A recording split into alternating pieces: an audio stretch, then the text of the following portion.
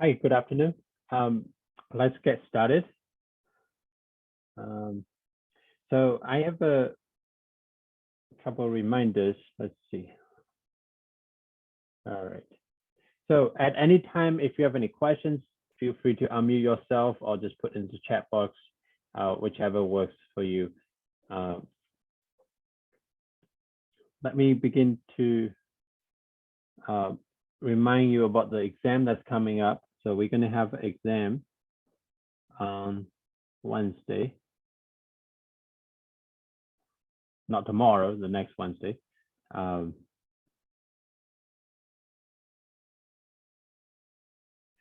it's going to cover Laplace transforms.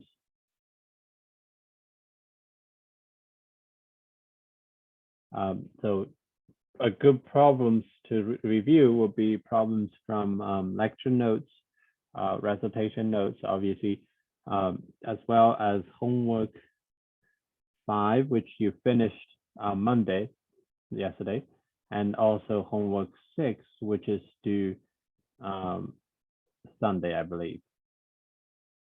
So problems from those two assignments will be a good place to look for questions that are similar to the exam questions. But keep in mind that some of the homework problems are not easy, right? You take out, it require a lot of time to figure them out. So those complicated problems probably wouldn't be on the exam, but the idea would be the picture. The idea will be the same. The big picture will be the same. The process will be the same, right?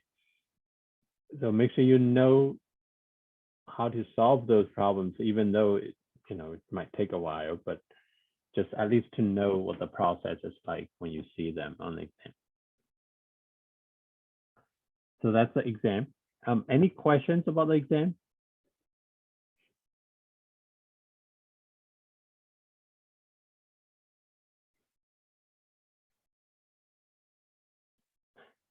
If you don't have any questions, my plan today is just going through T translation, which is a new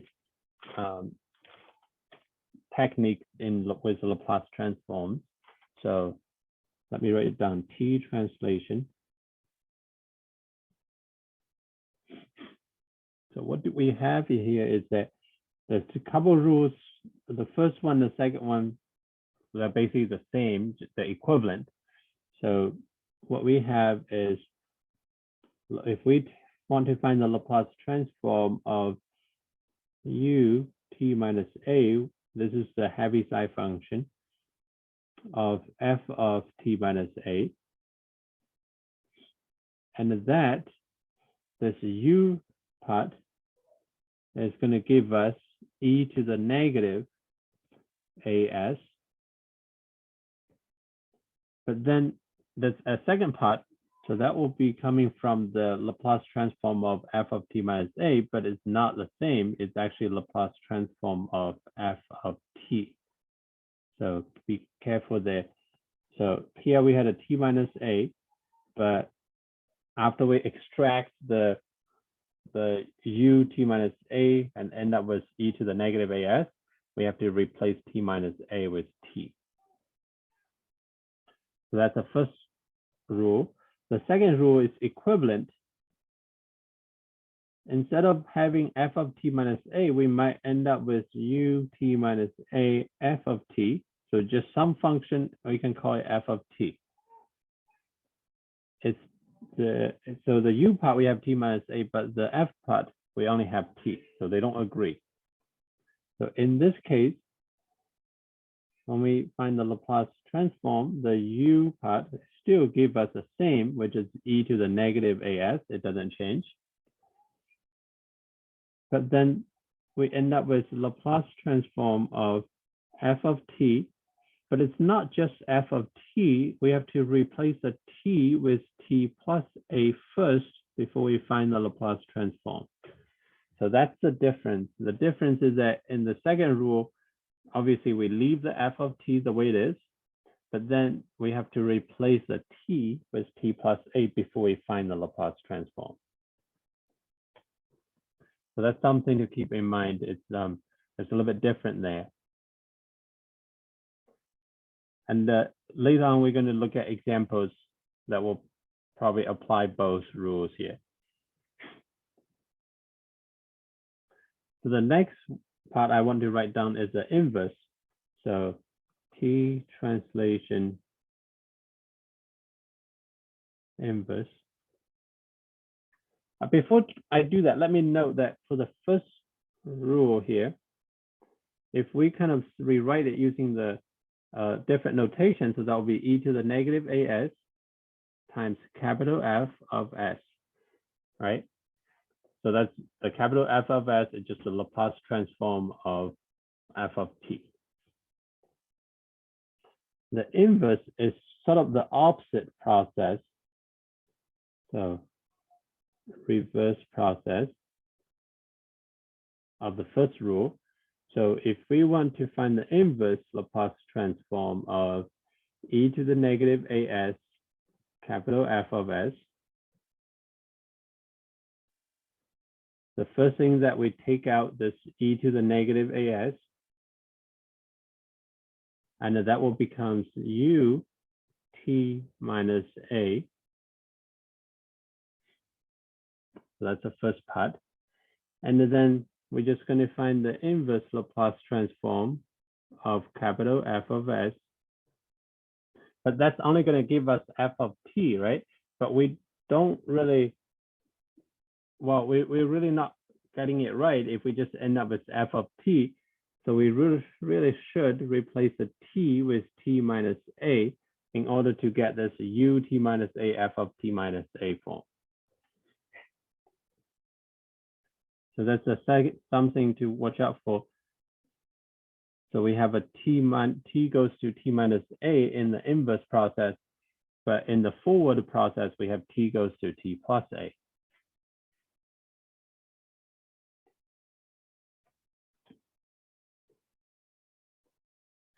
Any questions before we do some examples?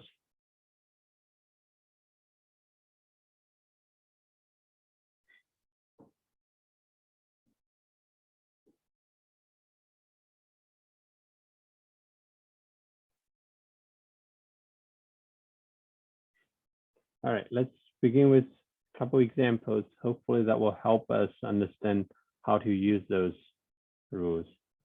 So example 1, let's see.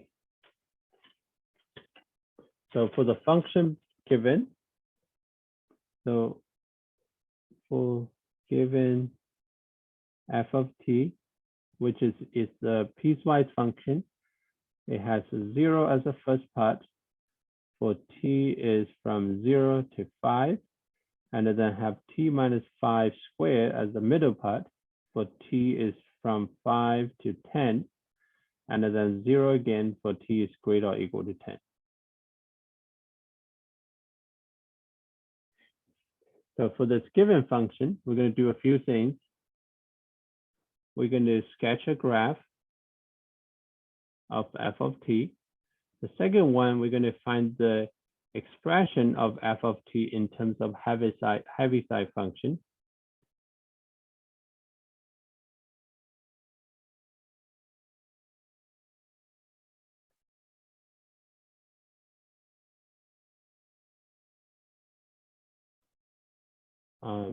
Will be u t minus a. So we want to express it using Heaviside function. The third part is that we're going to find Laplace transform of f of t.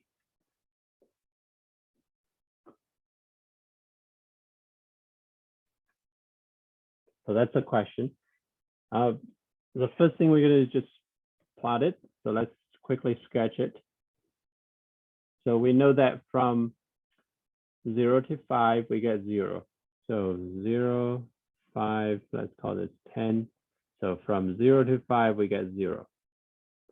And then from 5 to 10, we get this quadratic. So the quadratic function is t minus 5 squared. So if you remember that t minus 5 squared, if you were to plot it just using the graphing calculator or on your own, it should look like this. But we don't want the whole thing. We only want the part that's from 5 to 10.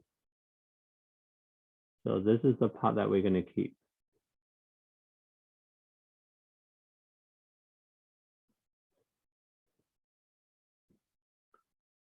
And then from 10 onwards, we're going to end up with 0. So I'm going to connect it with a vertical line. So here we have this graph from 0 to 5, and from 5 to 10, from 10 going upwards to infinity. So that's a quick sketch.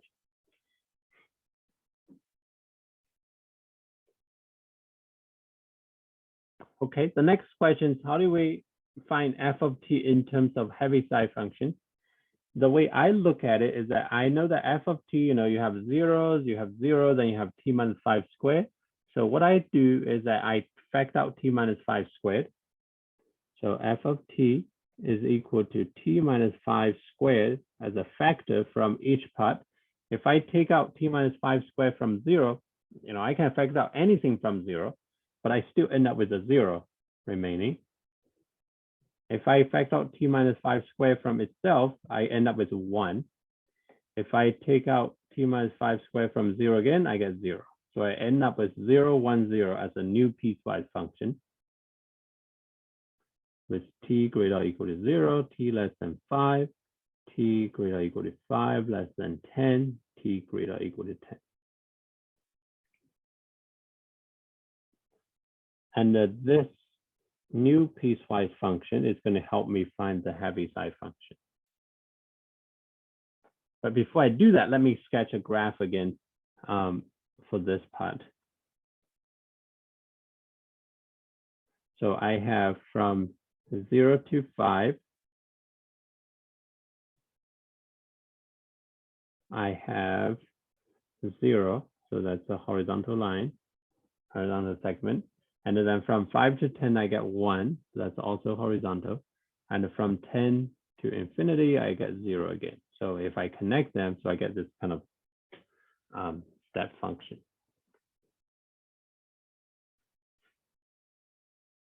So what is the Heaviside function for this piecewise function? And if you remember from the lecture notes, if we have something like 0 up and then coming down, so if you're going up at A, coming down at B, end up with 0 again, and this is a 1. So the Heaviside function is going to be u t minus A, because it's going up, so we have positive, minus u, t minus B, because it's going down. So if we apply that same idea to the example we have, this green piecewise function is going to have u t minus 5 minus u t minus 10. So that's going to represent the piecewise function. And then we still have t minus 5 squared in front of it as a factor. So that's f of t. All right, let me pause. I know that it's new material. It could be really confusing. Does that make sense to find out the Heaviside function expression?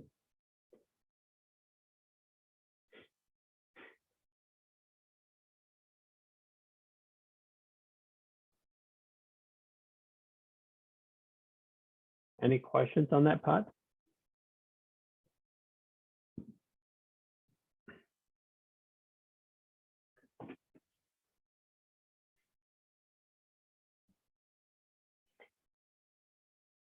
I'm not hearing any questions.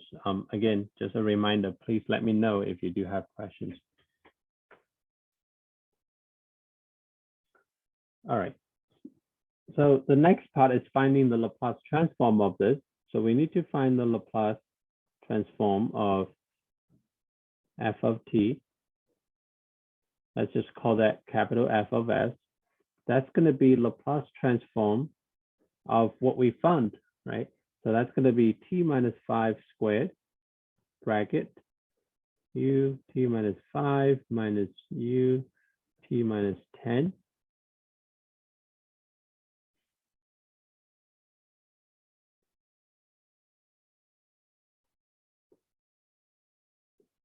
And we're just going to distribute the factor into each one of them. And remember that for Laplace transform, we can take each one of them separately, right?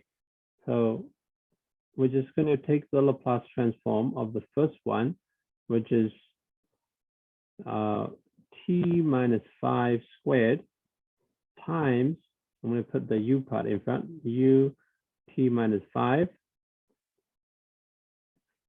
So that's the first Laplace transform we have to work with. The second one will be Laplace transform of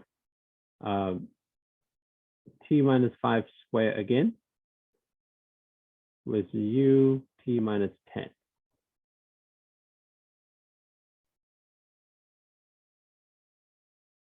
So those two we have to work with.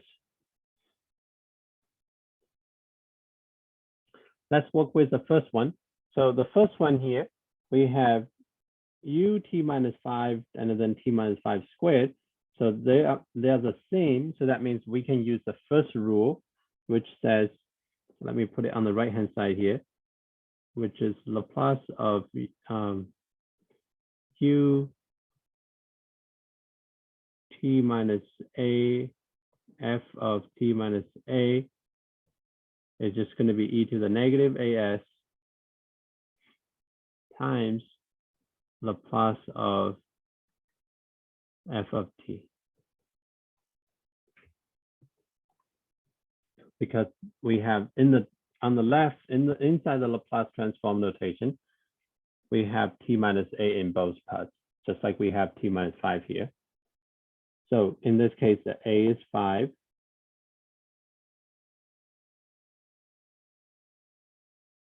And this part, we can write it as Laplace, sorry, not Laplace. This u part will becomes e to the negative as, a being 5, so negative 5s, times Laplace transform of, instead of having t minus 5 squared, we're just going to have f of t with t replacing t minus 5. So just, if we replace t minus 5 as t, so we just have t squared. So that's using the first rule.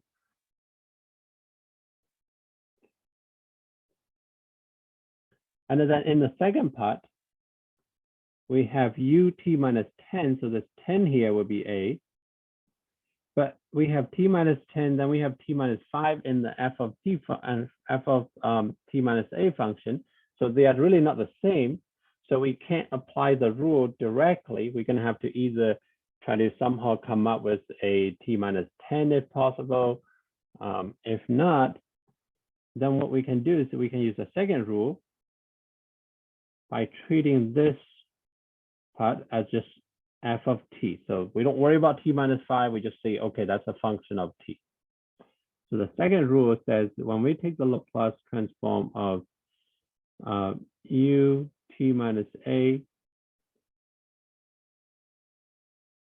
f of t, and that's going to become e to the negative as Laplace of f of t, but the t here will be replaced with t plus a. So that's an extra part that we have to be careful there. So in the second Laplace transform, we have the u part, again, becomes e to the negative as, so that's negative 10s. And then we have Laplace transform of the function f of t, which is t minus 5 squared. But we have to keep in mind that t will be replaced with t plus a is 10 in the second part. So that's probably the most confusing step so far.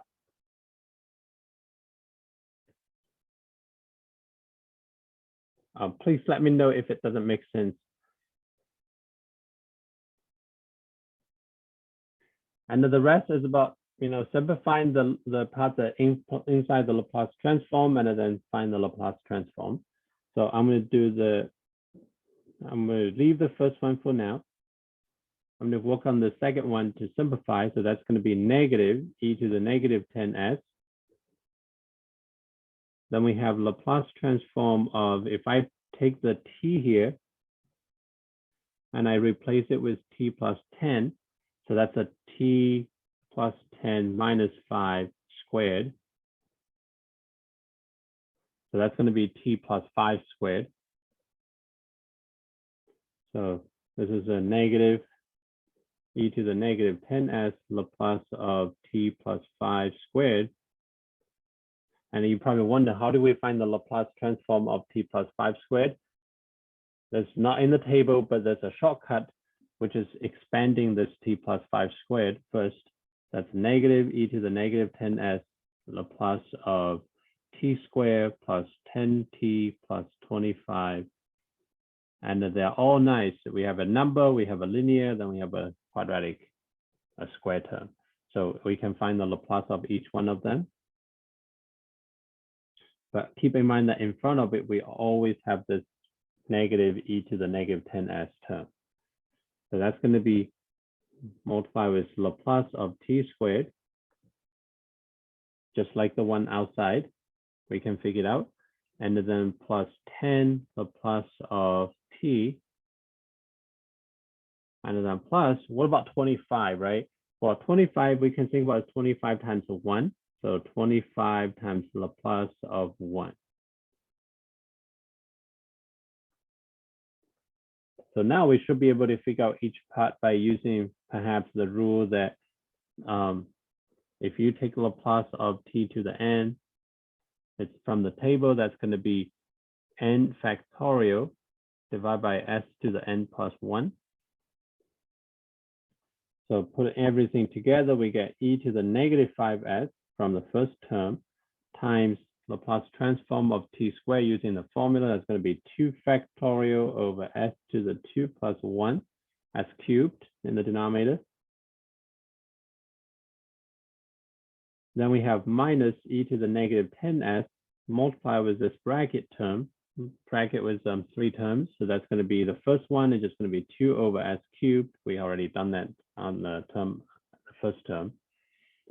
And then plus 10 times Laplace transform of t, which is 1 over t squared, plus 25 times Laplace transform of 1, which is 1 over s squared, 1 over s.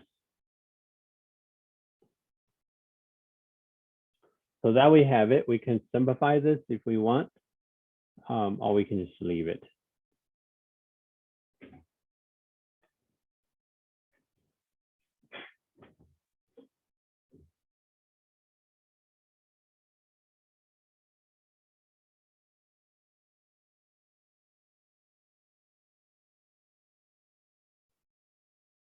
Any questions about this first example? I know that there's multiple parts that could be really confusing. It's definitely taking a longer, taking a lot more time than we were used to. But I would say just focus on the process, make sure you're understanding what to do in every step.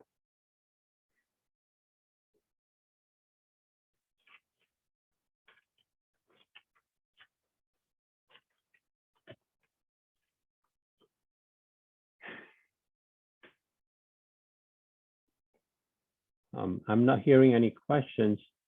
Please let me know if you are confused.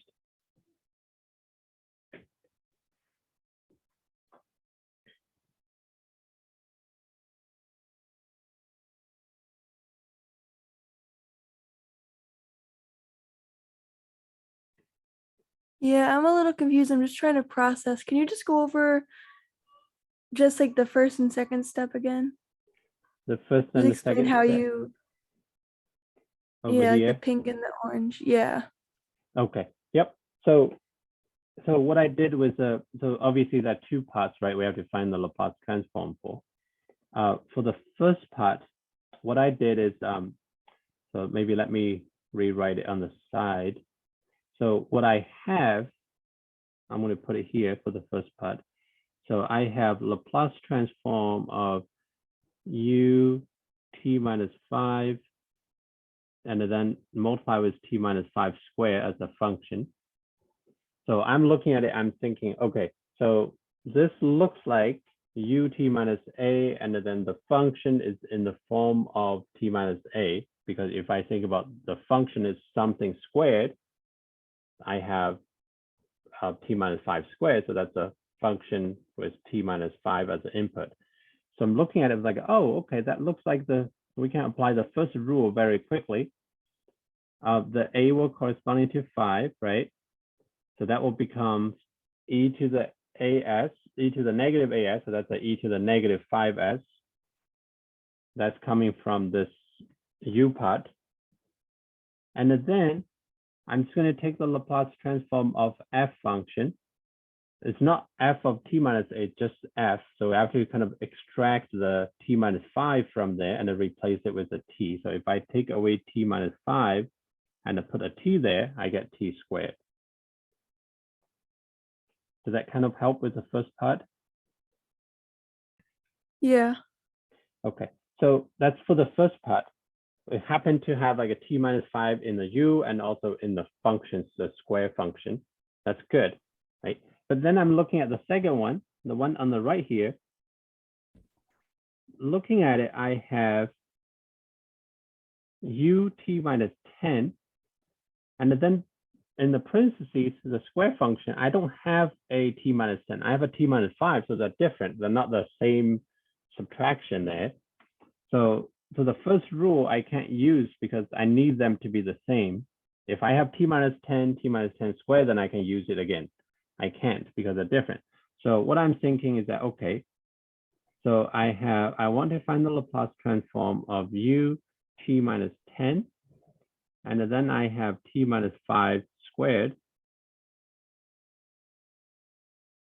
So what I'm going to do is that I'm going to leave the u t minus 10 the way it is. The a will corresponding to 10.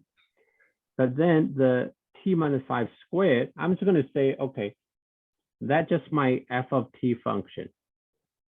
I'm just going to take that function. I'm going to call it f of t. F of t equals t minus 5 squared. So I'm going to apply the second rule to find the Laplace transform. They're the same. What 1 and a 2 will usually give you the same thing, but because we couldn't fit the second Laplace transform into the formula 1 form, so we're going to have to use the second one.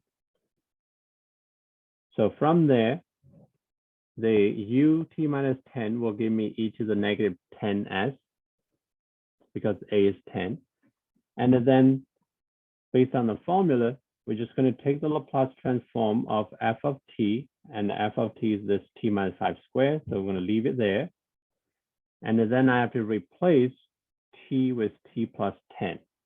So in the next step, what I did is I take the t in t minus 5 squared, I replace it with the t plus 10. And I still have the square outside, and I simplified it from there. That's a good question. I know that's the most difficult step. I kind of have to figure out which one to use. But obviously, let me just say one thing. We could take this first Laplace transform, just apply the second rule. So we could just say, okay, I want to find this. So I'm going to treat, so I have u t minus 5 squared. I'm just going to treat this as my f of t. I'm using the second rule here, not the first one. So that's my f of t, and the a is still 5. So I should end up with e to the negative 5s Laplace of f of t, which is t minus 5 squared. But then if I use the second rule directly, I have to replace t with t plus a. T plus a is t plus 5. And if I do that, I end up with e to the negative 5s Laplace transform of, if I take the t, replace it with t plus 5, so I get t plus 5 minus 5 squared. So I really end up with t squared at the end, so it's the same. E to the negative 5s Laplace transform of t squared. So the second rule is very general. The first rule is more like a specific. Does that kind of help for those people that's like, if you're confused?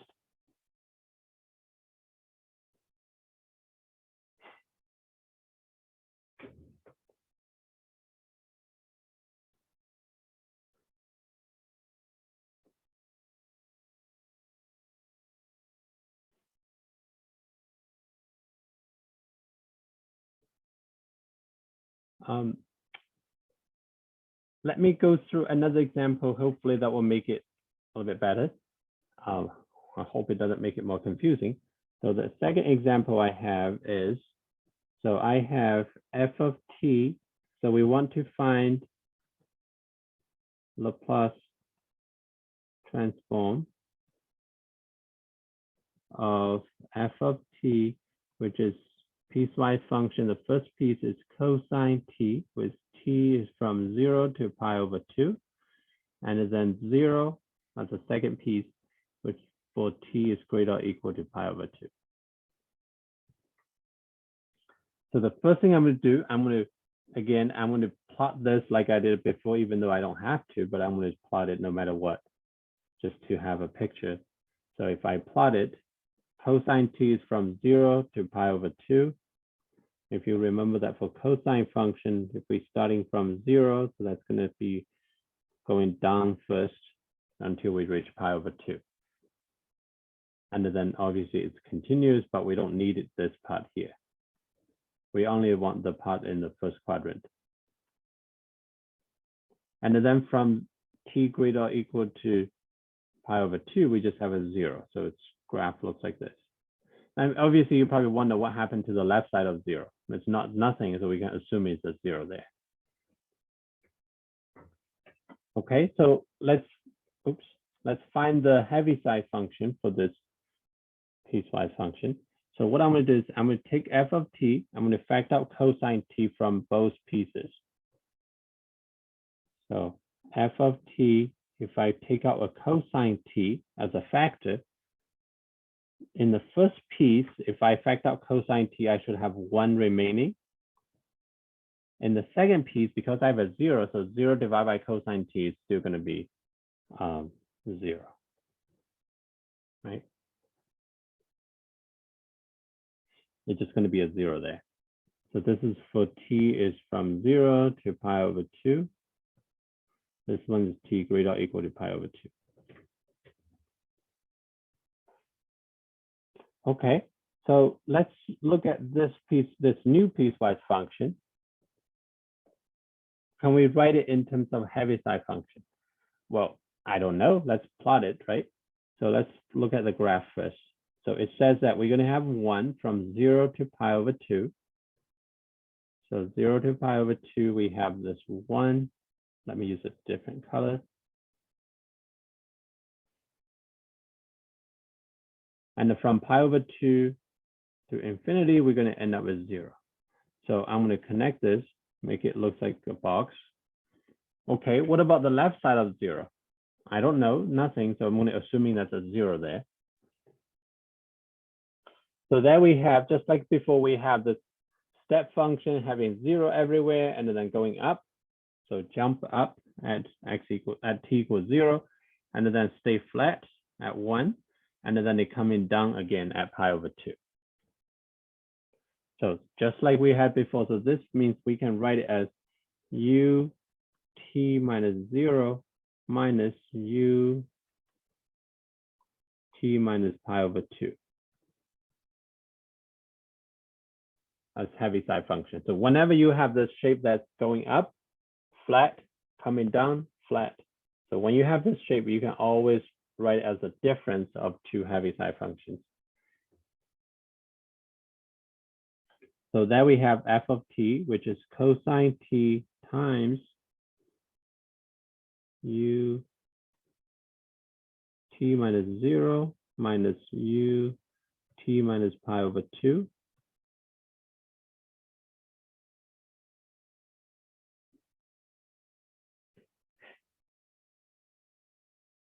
Any questions on that?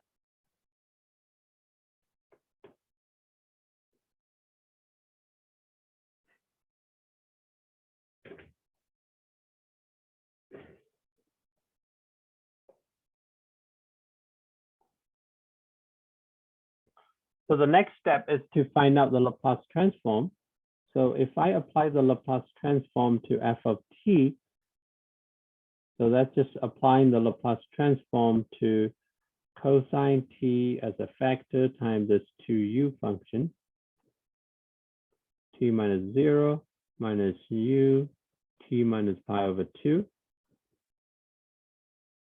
And again, I'm going to distribute the cosine t into each one of them, and I'm going to also separate the Laplace transform as 2. So that becomes Laplace transform of the first one is u t minus 0 cosine t minus Laplace transform of u t minus pi over 2 times cosine t. That's a few things you could do. You could take the first one and then rewrite it as, I'm not going to follow it, but let me just write down. You can write it as Laplace transform of u t minus 0 cosine t minus 0. It doesn't change anything. That way, kind of in the form of u t minus a f of t minus a, with the f function being cosine t. That's a kind of sort of a quick way. Let's suppose we don't follow that way. We're just going to work with what we have here. So here we have t minus 0, so a equals 0. And then we have this cosine t. Okay, I'm going to call this my f of t function.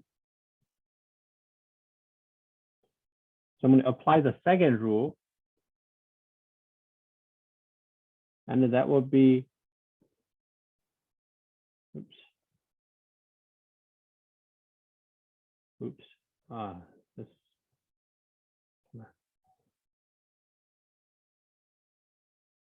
there we go. Apply the second rule. So the u part will become e to the negative as, a being 0, so negative 0s. Then I have Laplace transform of the f of t. Remember, f of t is just cosine t here. We're not changing anything. But then we have to replace a t with t plus a is 0. I just want to show you the way it looks like, even though the 0 there doesn't change anything.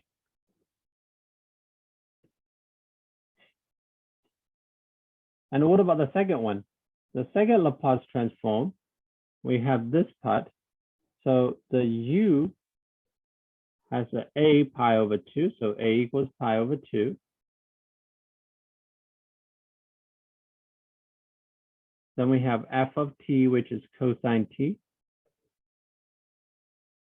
And then we apply the same rule here. So that becomes, remember, we have a negative in front of it. So we have a negative. This u will give me e to the e to the negative as, so negative pi over 2s.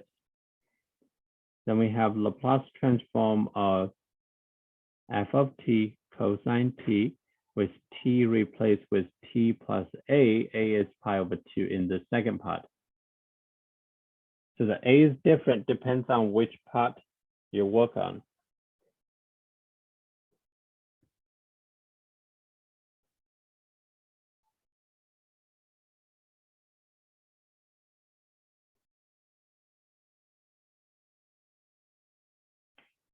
Any questions on that?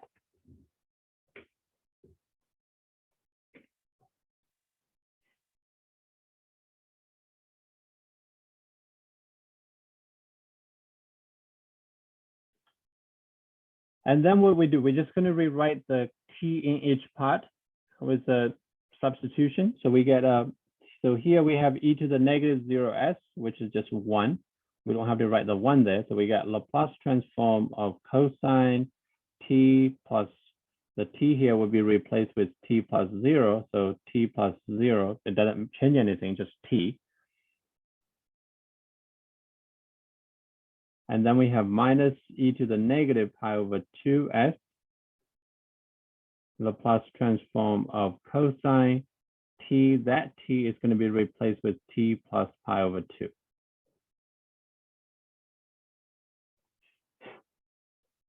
And then the next step is to figure out what each of this Laplace transform is.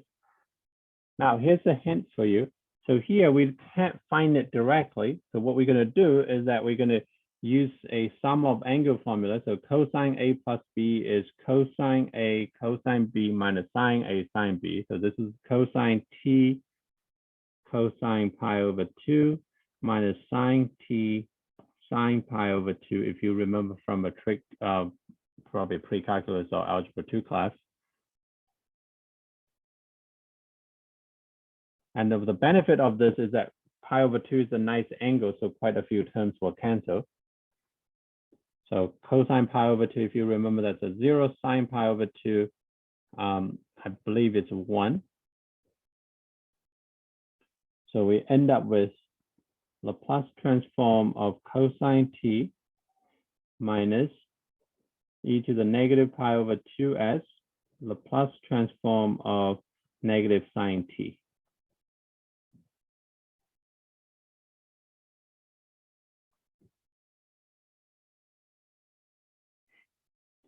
So is this an identity we would be expected to know? Yeah, I would say you should know it. If you really don't know, I would say it's good to ask the professor, see if the professor can give some information on that. But I don't know. I think you should know it.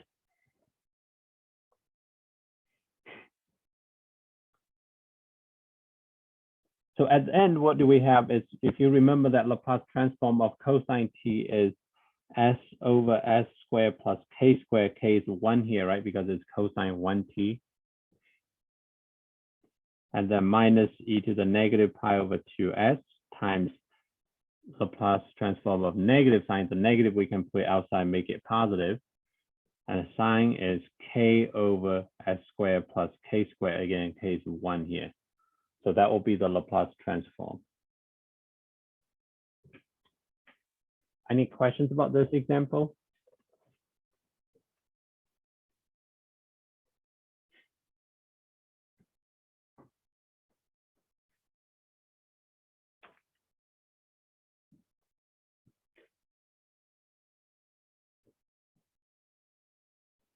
So like I said in the announcement, I'll post this recording at the end. So you can take, you can take a look at the recording. I can also send you the lecture notes if you want to look at it more carefully. I'll make recitation notes. So I have a few minutes. I really want to go through the next example. I think that will prepare you for the homework.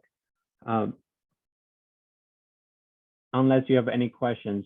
If not, I'm going to move on to the next example.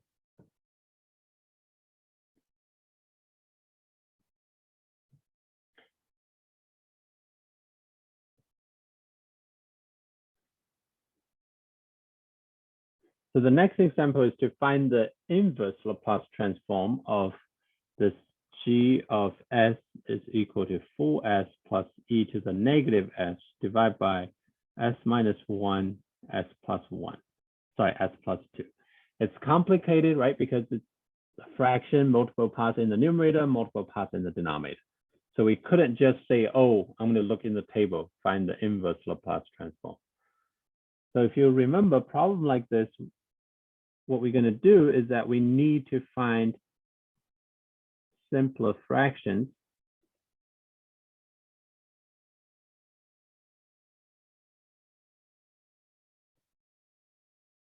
We need to find some simple fractions.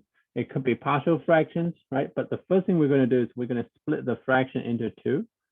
That'll be 4s over s minus 1, s plus 2, plus e to the negative s times 1 over s minus 1, s plus 2.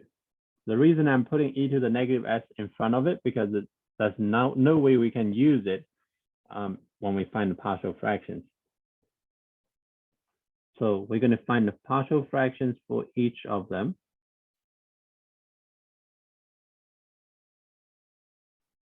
The first one, we're just going to write it as a s minus 1 plus b s plus 2. The second one, again, we have an e to the negative s.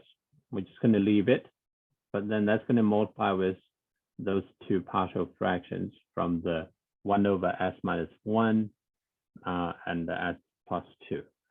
So let's call that cs minus 1 ds plus 2. And I'm confident that you will be able to find A, B, C, D relatively easily and quickly. So I'm not going to waste time on that. Let me just write down what I have. So A is 4 over 3s minus 1 plus b is negative 8 over 3s plus 2. And then we have this product e to the negative s times c is 1 over 3 s minus 1, and a d is negative 1 over 3 s plus 2. So that's quickly, those are the partial fractions. Now each of the fraction is relatively simple if you look at it, right? So that means we can try to find the inverse Laplace transform for them. So inverse Laplace transform of g of s, we can call it g of t. That's going to equal to, let's just apply the inverse to every term that we can. So that's the inverse Laplace of the first fraction. When I'm doing that, I'm actually going to pull out the numerator, put it aside. So 4 over 3 times inverse Laplace transform of 1 over s minus 1. And then we have negative 8 over 3 we can pull outside. Inverse Laplace transform of 1 over s plus 2. And what about this e to the negative s? I can't just put it aside, right? Because it has the s. So I'm going to leave it as inverse Laplace transform of e to the negative s times bracket 1 over 3 times 1 over s minus 1 minus 1 over 3 times 1 over s plus 2.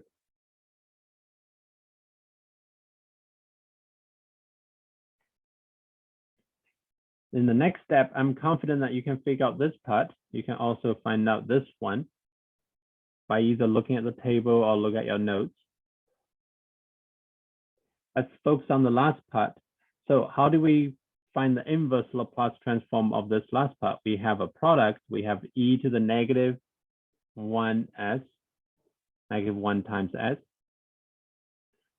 That is exactly the good part of t translation, because this part, we can actually put it outside of the Laplace and then make it into a Heaviside function. So that's a u t minus, because we have e to the negative 1s, so that's a t minus 1.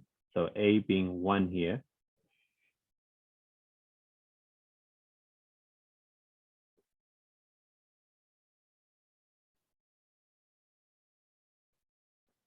And then what about the remaining? The remaining, we just find the inverse Laplace of, so that would be inverse Laplace of 1 over 3, 1 over 1, s minus 1, minus 1 over 3, 1 over s plus 2.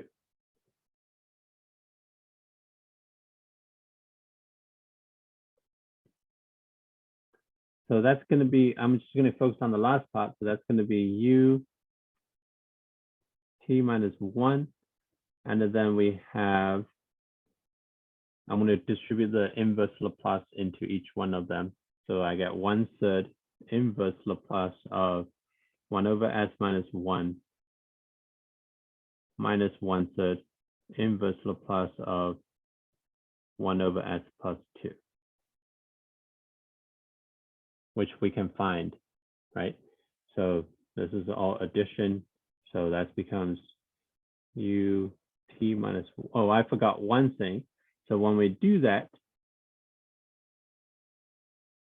we have to remember, let me use red so I don't forget. We have to remember that at the end, the t will go to t minus a, so t minus 1 at the very end.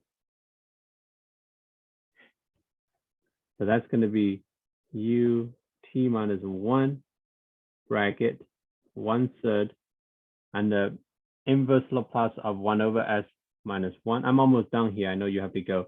So that's going to be e to the t minus 1/3. The inverse Laplace of 1 over s plus 2 is e to the negative 2t. But remember, we have to take the t and replace it with t minus 1.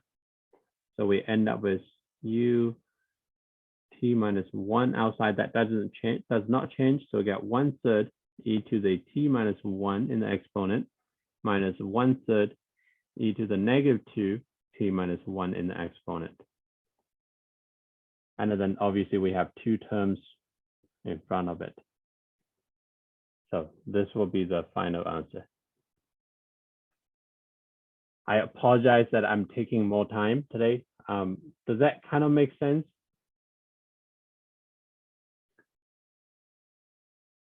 Let me know if you have any questions. I'll stick around if you have any questions. I'll see you on Thursday. Take care.